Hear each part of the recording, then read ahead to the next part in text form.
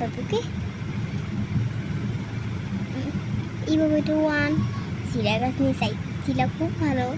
শিলা আটটা বিতে দিয়েছে পর্যন্ত বিটা দিতে না, আমি না এটা লিখে ফেলেছি 2।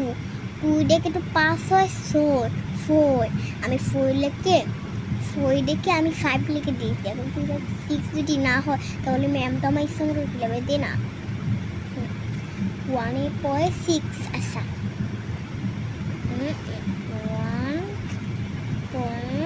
1.6 FT। শিলার কাছে একটা রবার চাই, তাহলে হেভি মজা হবে।